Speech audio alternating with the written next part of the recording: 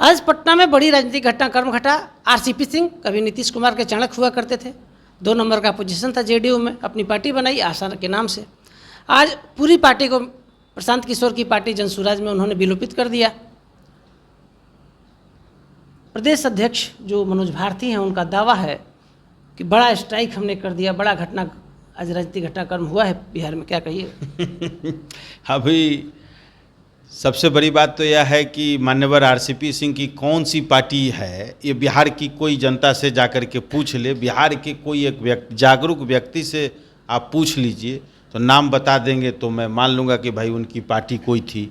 मैं तो पार्टी ही नहीं, उनकी पार्टी को मैं मानता हूं कि क्या कौन सी पार्टी थी और किसका विलय हुआ है। हाँ, एक बात जरूर है कि आरसीपी सिंह उस पार्टी में जाकर के आज शामिल हो गए हैं। अरविंद जी, आपके पार्टी के कभी राष्ट्रीय अध्यक्ष हुआ करते थे, वो नीतीश कुमार के बड़ा भरोसेमंद हुआ करते थे। आज प्रशांत किशोर और आरसीपी सिंह दोनों ने एक सुर से कहा कि 3 साल पहले जब नीतीश कुमार का मन स्वच्छ तरीके से काम करता था, विचलित नहीं होता था, तो जेडीयू का ग्राफ बहुत बड़ा था। मुख्यमंत्री नीतीश कुमार को 3 साल पहले अपना पद छोड़ देना चाहिए था, नाम स्वर्णाक्षरों में दर्ज होता। क्या कहिए? देखिए, जो इस तरह के विक्षिप्त आत्माएं होती हैं ना, विक्षिप्त व्यक्ति होता है, वो इसी प्रकार का टिप्पणी करता है।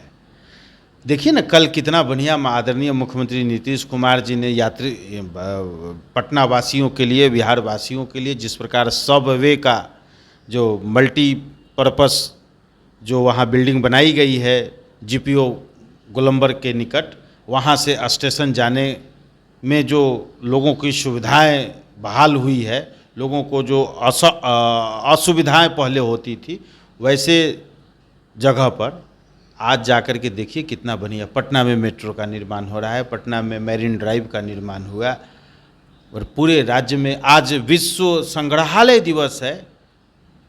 पटना में जो बेली रोड पर अंतर्राष्ट्रीय बिहार संग्रहालय बना है, उसमें आज अखबार में खबर छपी है कि विदेशी पर्यटकों का इस पर भरोसा बढ़ा है, बड़ी संख्या में विदेशी पर्यटक आ रहे हैं। क्या नहीं बन रहा है, क्या नहीं हो रहा है बिहार में। लेकिन अब चूंकि उन लोगों की व्याकुलता है, तो ऐसे व्याकुल आत्मा व्याकुल लोगों के लिए मेरे पास कोई जवाब नहीं है। राज्य की जनता आदरणीय मुख्यमंत्री नीतीश कुमार जी के साथ खड़ी है, और राज्य की जनता पिछले 20 वर्षों से नेता नीतीश कुमार जी को अपना जनसमर्थन देकर के मुख्यमंत्री के रूप में पदस्थापित कर रही है। लेकिन प्रशांत किशोर ने अपने वक्तव्य में कहा, पीछे की रास्ते से, अंदर की रास्ते से, घर के जो पीछे का दरवाजा होता है, उससे भारतीय जनता पार्टी बिहार की सत्ता में आना चाहती है, नीतीश कुमार को चेहरा बनाकर।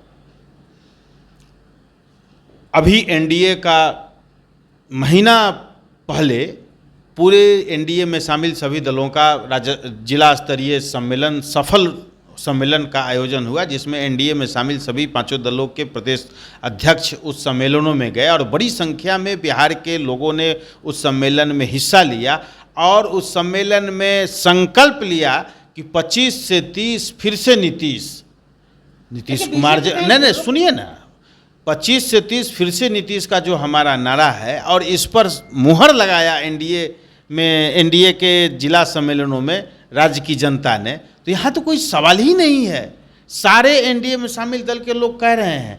अब उसके यहाँ तो बिहार के जनता से गांधी मैदान में आने के लिए आह्वान लोग कर रहा है, और उस पीके की रैली में 10,000 लोग भी नहीं आ रहे हैं। तो ये कैसे नेता है, कैसे आह्वान करता है कि उनके नाम पर 10 लाख लोग आने का वादा करते हैं और आते हैं 10,000 लोग।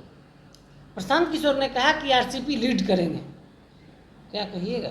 जनसुराज को लीड करेंगे। हमारी पार्टी को लीड करते करते तो 43 पर ले आए।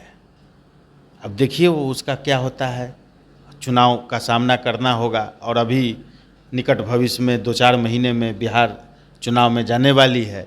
कितना लीड करते हैं बिहार की जनता बता देगी ऐसे बड़बोले नेताओं को। प्रशांत किशोर का दावा है कि 2025 में सत्ता में नहीं आने देंगे, नीतीश को मुख्यमंत्री नहीं बनने देंगे, क्या कहिए?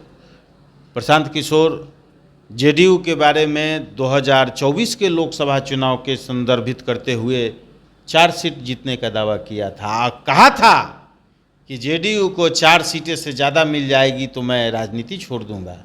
आज देश में केंद्र में जो एनडीए की सरकार चल रही है, जिसके नेता नरेंद्र मोदी जी हैं, एनडीए में शामिल जेडीयू का महत्वपूर्ण रोल है भारत सरकार के गठन में। बिहार की जनता ने 12 सीटें जिता करके भेजा जेडीयू को पार्लियामेंट में। तो पहले जो अपनी बात को उन्होंने कहा था लोकसभा चुनाव के दरमियान, उस बात पर तो कायम रहें और उसके बारे में तो बताएं। लेकिन हमारे दर्शक भी जानना चाहते हैं, और प्रशांत किशोर का आरोप है कि क्या पीछे की दरवाजे से बीजेपी आपकी सरकार बिहार में जो नीतीश के नेतृत्व में सरकार चल रही है उसको चला रही है क्या? भाई, एनडीए में सामूहिक निर्णय होता है और कोई भी फैसला आदरणीय मुख्यमंत्री नीतीश कुमार जी सर्वानुमति से करते हैं, चाहे जाति जनगणना का मसला हो। जाति जनगणना आप बात समझिए, सर्वानुमति मैं इसलिए कर रहा हूँ जाति जनगणना कि सर्वदलीय बैठक बिहार में हुआ, कैबिनेट से पास हुआ और विधानमंडल से सर्वसम्मति फैसला हुआ। अरे सुना जाए, सरकार का फैसला हुआ, सरकार का फैसला, और मुख्यमंत्री Nitish Kumar ji headed by chief minister government of Bihar, तो उनके नेतृत्व में सारे फैसले हो रहे हैं। तो ये चूंकि राजनीति करना है, राजनीति सुनिए, चूंकि राजनीति करना है तो राजनीति करने के लिए आरोप लगाना है, तो आरोप लगा रहे हैं, अनर्गल आरोप लगा रहे हैं। आपने अरविंद जी जाति जनगणना की बात की, तेजस्वी कर रहे हैं हम करा दिए, राहुल गांधी कर रहे हैं दरभंगा में कि हमने प्रधानमंत्री को कहा, आदेश दिया कि कराइए। अब देखिए ना, ये कैसी भाषा है कि दरभंगा जो मैथिली भाषा, और मैथिली भाषा जो मीठी भाषा होती है, उस जगह राहुल गांधी जी देश के आदरणीय प्रधानमंत्री जी को, जो इनसे उम्र में बड़े हैं, तुम तरह की भाषा का प्रयोग कर रहे हैं। भारतीय तहजीब नहीं है, अपने से छोटे लोगों को भी यहाँ सम्मान से लोग बात करते हैं, और प्रधानमंत्री जी के लिए तुम तरह की भाषा करते हैं। तो ऐसे अपसंस्कृति वाले राहुल गांधी जी हैं, जिसको देश की समझ नहीं है, जिनको देश की समझ नहीं है, देश की संस्कृति की समझ नहीं है, देश की भाषा शैली की समझ नहीं है, वैसे व्यक्ति आदरणीय प्रधानमंत्री जी को चुनौती दे रहा है, जो हास्यास्पद है। और एक दूसरी बात, क्रेडिट जीवी लोग हैं प्रधानमंत्री, जब देश में फैसला जाति जनगणना कराने का लेते हैं, और उसके पहले बिहार में जाति जनगणना करा करके सार्वजनिक रूप से उसका प्रकाशन किया आदरणीय मुख्यमंत्री नीतीश कुमार जी ने, तो क्रेडिट लेने का काम तेजस्वी यादव राहुल गांधी कर रहे हैं। चूंकि इन लोगों के पास तो अब कोई मुद्दा भी नहीं बचा है। जब देश में जातीय जनगणना कराए जाने की बात हो रही थी, तो 1994 में आदरणीय नीतीश कुमार जी ने पार्लियामेंट में सवाल किया था कि पूरे देश में जाति जनगणना होना चाहिए, और मुख्यमंत्री नीतीश कुमार जी ने यहाँ सफलतापूर्वक कराया। अब नरेंद्र मोदी जी कर रहे हैं। तो राहुल गांधी जी, जब लालू जी के संबंध में एक मनमोहन सरकार ने कैबिनेट से फैसला किया था, तो उस कैबिनेट के फैसला को फाड़ दिया और सुपर पीएम होने का दावा किया, जिसका नतीजा आज लालू जी भुगत रहे हैं कि कोई भी चुनाव नहीं लड़ सकते हैं। तो उस समय जातीय जनगणना क्यों नहीं हुआ? और जातीय जनगणना अगर मनमोहन सरकार ने कराया भी तो उसका रिपोर्ट प्रकाशित नहीं हुआ। और उस जातीय जनगणना कराए जाने के संदर्भ में जब पार्लियामेंट में चर्चा हो रही थी, तो कांग्रेस के नेता के एमपी के तौर पर राहुल गांधी जी एमपी थे, तो उस डिबेट में हिस्सा क्यों नहीं लिया भाई? आप डिबेट से बाहर रहे, डिबेट में आप जाते तो आपको जाति जनगणना पर बोलना पड़ता।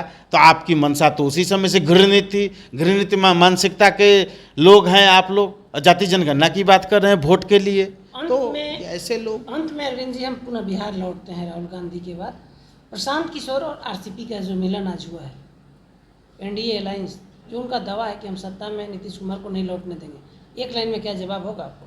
दो फ्यूज बल्ब, जैसे फ्यूज बल्ब कोई प्रकाश नहीं करता, तो उसी प्रकार दो फ्यूज बल्ब से बिहार का रोशन नहीं होना है, बिहार का भला नहीं होना है।